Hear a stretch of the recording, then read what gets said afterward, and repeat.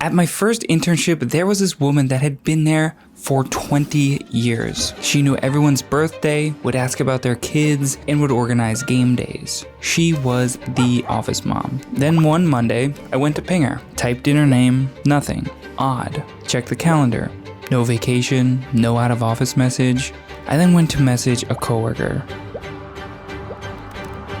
And from that very instant, I became surgical about workplace relationships. While everyone else was bonding over birthday cakes and happy hours, I was trying to identify the few people that actually mattered. And it turns out that in general, there are only 3 people. The rest of them, you can be cordial, but largely they can be ignored. And following this simple rule, I was able to make the impossible possible. I always knew that 9 to 5s weren't for me. The first couple times I commuted into the office, sat down at my cubicle, I felt actual dread. Sure, it paid the bills, but I could feel the creativity seeping out of my ears. None of the people were inspiring, office politics, and having to pretend to care about everyone's weekend. I mean, you just want to say, we're all here to make money, just tell me what to do. So who's the first person that matters? It's the subject matter expert. This comes at no surprise. These people are the fountain of knowledge at the business. They've usually been there for the longest. Sometimes they've been there since the inception, back when dinosaurs were still laying eggs. And the amount of times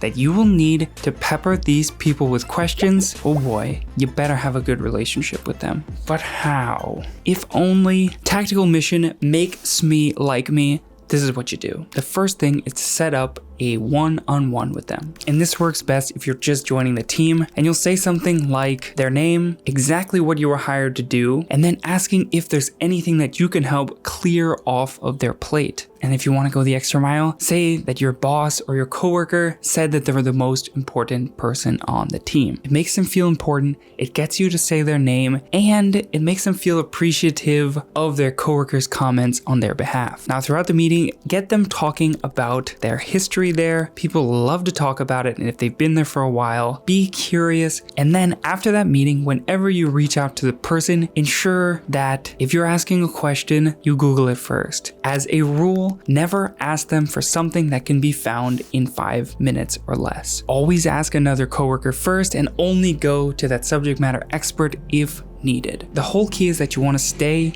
out of their way, and if anything, make their lives easier. Check their calendar before you ping them. If it's during a deep work session or their break, try not to ping them. I always found that pinging people during boring meetings is the best way to do it. In secret, all meetings are boring, so ping them during a meeting instead of in their downtime, and I think they'll appreciate that. Now, by focusing on these 3 key people at work, it frees up your time and mental bandwidth. Maybe you won't get promoted as fast, but promotions are not all that they're knocked up to be anyway. So what's the point? People will like you, but not because you're friends with them, because you're easy to work with. You're efficient, on time, but they will never know the name of your dog, and actually they won't know much of anything about you. Besides those 3 main people, with everyone else, you have a perfect symbiotic relationship where you tell me what to do and I will go and do it. I'm not going to ask you for any extra details, and you're not going to ask me. It's wonderful and works particularly well if you're remote. The second person is what I've coined the squeaky wheel. If we think of our team as a big gear that is spinning around, this is the person that throws a little gum in it, just slows it down ever so slightly so that it's noticeable. They raise a disproportionate amount of complaints or bugs.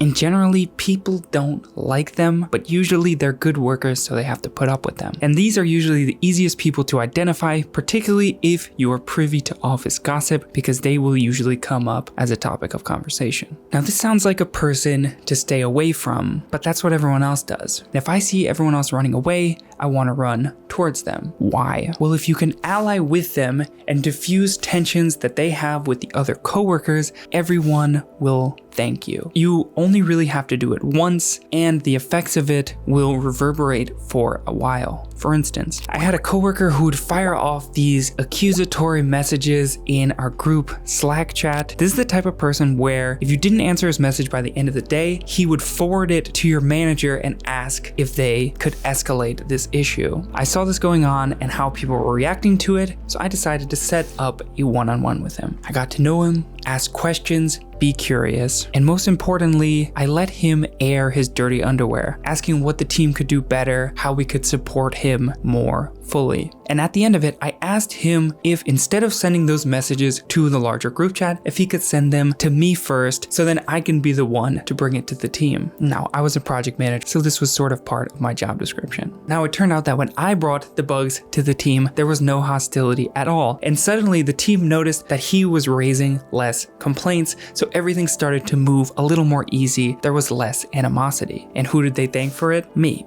It's a one-time investment that paid dividends over the entire time that I was with that company. And I really wasn't doing that much extra work. That's the key. I was picking something that would look giant, but actually required very little of my time. It's all about optics. And getting the squeaky wheel on your side is usually pretty easy because no one likes to work with them or actually listens to them. Be genuinely interested and they can't help but ally with you. Now, with all this extra time not worrying about my other coworkers, I started applying to a second job. Now, I landed one not too soon after and I started applying my 3-person strategy. And actually, another coworker was onboarded just a week after me. I remember seeing them trying to befriend everyone, and after 2 months, while they were still trying to figure out the office politics, I was already optimizing my workload down to 15 hours a week. Now, the third person is pretty obvious. It's your boss. Or your boss's boss if you have access to that level. You want a bi-weekly standing one-on-one with this person. And I know that someone who works 4 or 5 hours a week and generally demonizes meetings, setting up another seemingly pointless meeting sounds fruitless. But these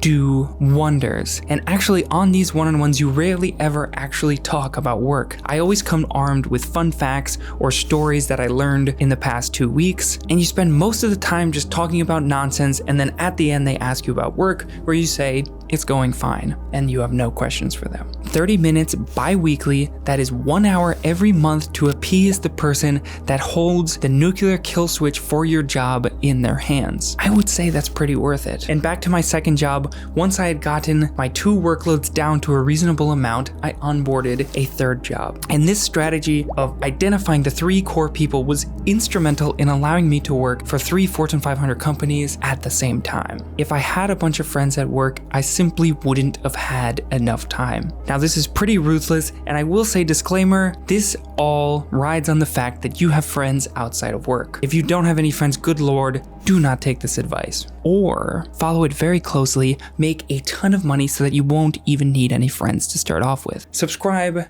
more coming your way. Thanks for watching.